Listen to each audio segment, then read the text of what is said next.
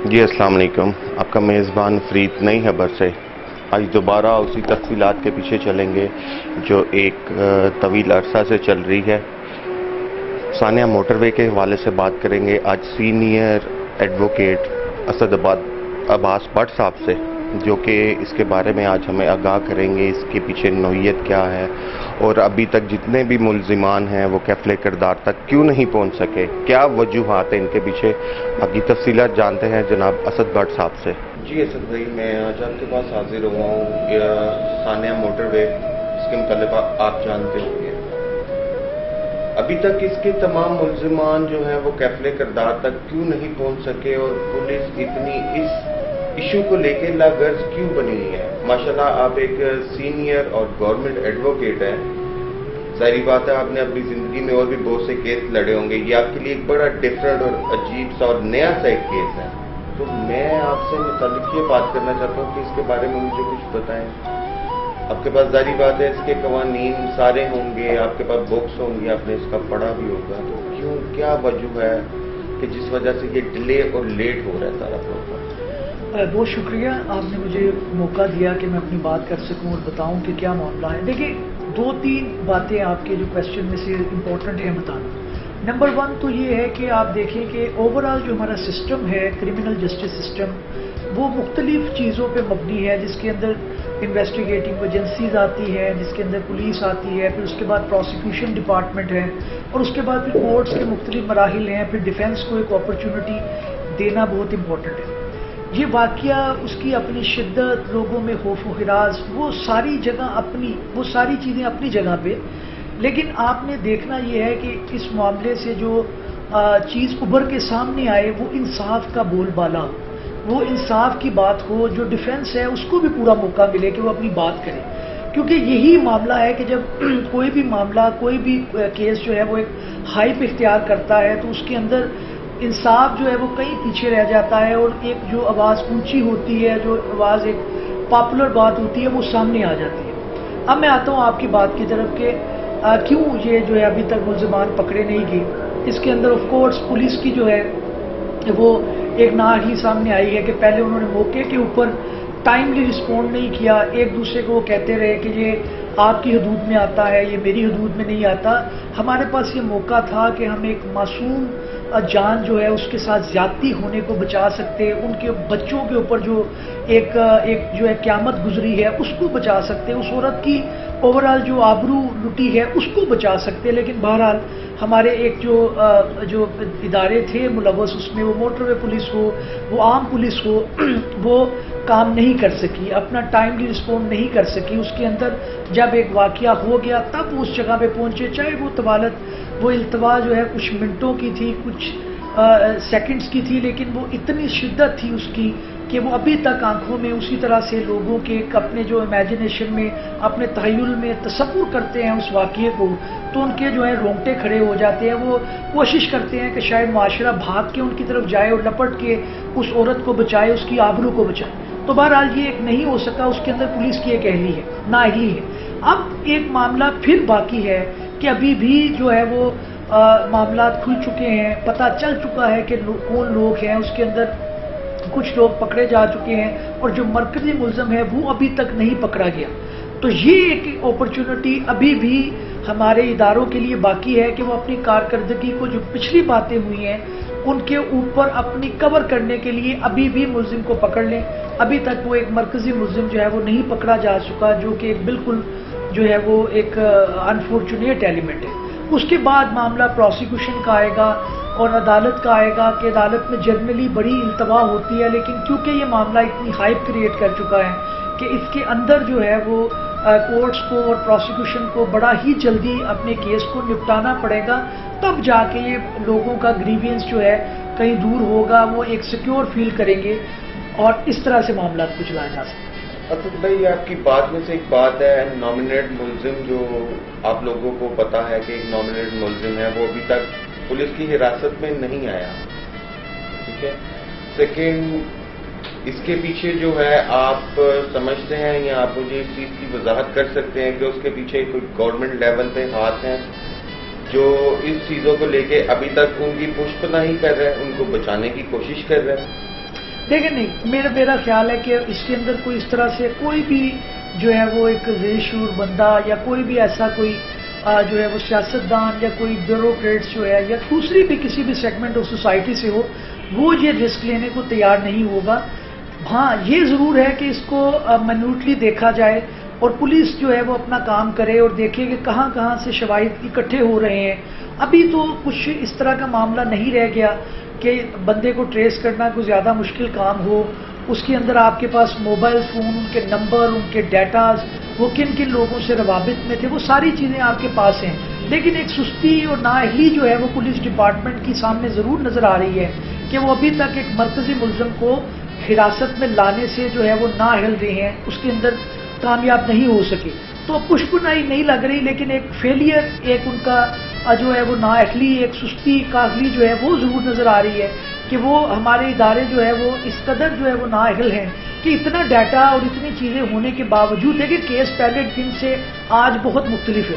آج آپ کے پاس ان کے رشتہ داروں کو، ان کے دوستوں کا، ان کے عزیز و اقارب کے جو ہے وہ پتے آپ کے پاس موجود ہیں. تو آپ کو کوئی وجہ نہیں ہے کہ آپ اس کو چند گھنٹے میں نہ گرفتار کر سکتے. لیکن یہ بھی ایک معاملہ ہے کہ دوسری بات یہ ہے کہ بڑا امپورٹنٹ یہ ہے کہ اس کو زندہ حراست میں لانا بڑا ضروری ہے.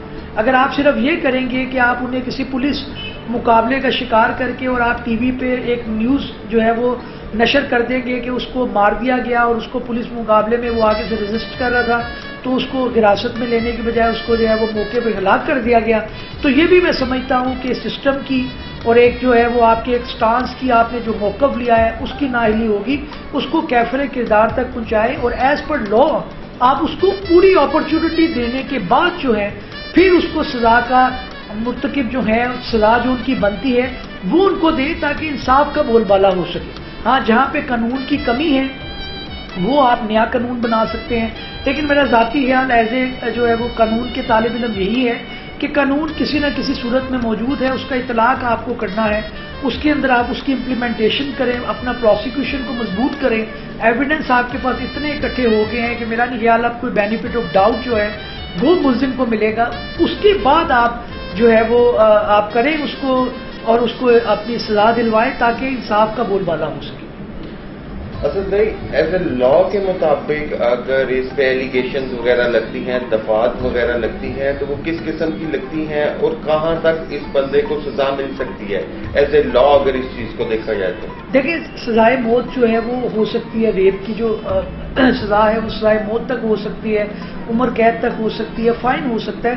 یہ تو ڈیپینڈ کرے گا کہ پروسیکیوشن کتنے. دیکھیں اب کرمنل لا کے اندر ضروری نہیں ہے کہ وٹنس آپ کے بالغ ہوں، جو ہمیں دوسری بندشیں یا دوسری ریکوائرمنٹ ہمیں سول لا کے اندر آتی ہیں اس کے اندر نہیں ہے. اس کے اندر ایک بچہ بھی جو ہے وہ وٹنس ہو سکتا ہے اور ان کے بچے ادھر موجود تھے. وہ عورت جس نے خود ان کو دیکھا ہے، ان کی آئیڈینٹیفیکیشن پیڈ کی ہے، اس کے اندر یہ جو ہے وہ آپ کا ایک ملزم آ چکا ہے جو ساتھ تھا، اور دوسرا جو مرکزی ملزم ہے ان کو بھی وہ خاتون جانتی ہیں اور ان کے بچوں نے بھی ان کو دیکھا ہے.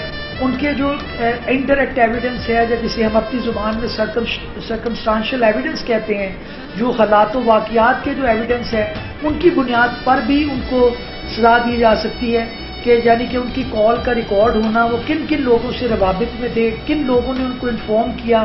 کوئی آیا پولیس ڈپارٹمنٹ کے لوگ تو شامل نہیں تھے جن کو وہ کال کر کے اپنی مدد کے لیے بلا رہی تھی، کہ انہوں نے تو نہیں کہا کہ جا کے لوٹ لیا جائے.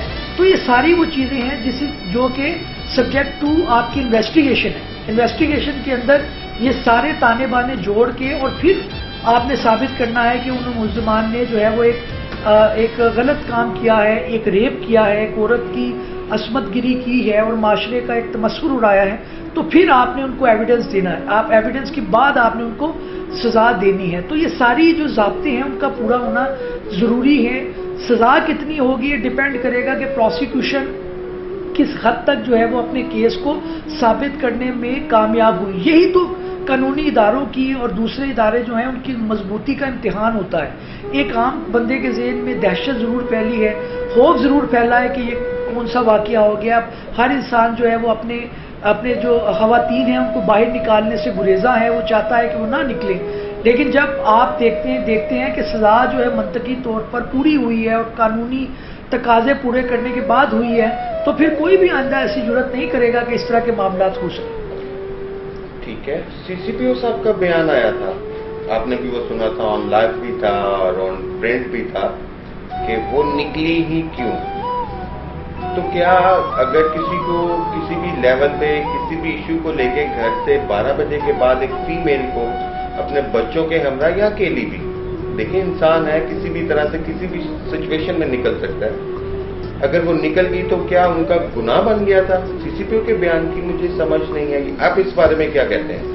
देखिए, ये बड़ा ही एक मसाइका हेज बयान था और समझ से बालातर था कि इतनी हाई पोस्ट के ऊपर एक बंदा जो पूरे एक जो है वो शहर को, एक डिस्ट्रिक्ट को पूरा हैंडल कर रहा है, उनकी तरफ से ये बयान आना कि जी आप काम ना करें इस तरह का, आप ये गैर कानूनी काम नहीं है। जैसे आपने खुद कहा कि औरतों का बाहर निकलना, प्रोटेक्शन देना आपका काम है। आप ये नहीं कह सकते प्रोटेक्शन आप मर्द को भी नहीं आप दे रहे, औरत का आप ये बहाना लगा रहे हैं कि जी माशरती एतबार से, क्या आप ये कहना चाह रहे हैं कि आप प्रोटेक्शन देने में बिल्कुल आप नाअहल हैं, बिल्कुल आप नाकाम हैं, तो आप अपनी इस पोस्ट पे क्यों हैं?